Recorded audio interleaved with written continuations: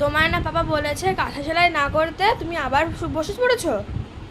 আরে কি বলো তো, মানে কাঁথাটা সেলাই করতে বারণ করছে, তার কারণ হচ্ছে আমি এই কাঁথাটা নিয়ে আজকে 1 সপ্তাহ হয়েছে বসেছি, কিন্তু আমি 2 দিন মাত্র সেলাই করেছি।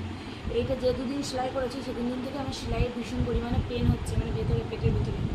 তো আমার যেহেতু 2 মাস হয়েছে সবাই সিসেকশন হয়েছে, ডেলিভারিটা এর মধ্যেই এত প্রেশার দিয়ে বসাটা ঠিক না। কিন্তু আজকে আমি প্রায় 4 দিন পর এটা নিয়ে আবার দুটো লাইন দেবো, দুটো লাইন করে করবো, একসাথে অনেকটা করবো না, কারণ আমার প্রচণ্ড পরিমাণে কষ্ট হয়ে যায়, কোমরে ভীষণ যন্ত্রণা হয়, প্লাস পেট সেলাইয়ের যে ব্যথাটা সেটাও বেড়ে যায়।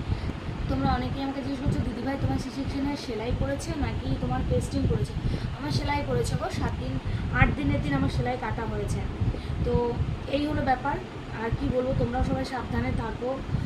আমি যে ভুল করছি সেই ভুল কেউ করো না। কী করবো, কথাটা নিয়ে বসেছি বলো তো, আর কোনো উপায় আছে?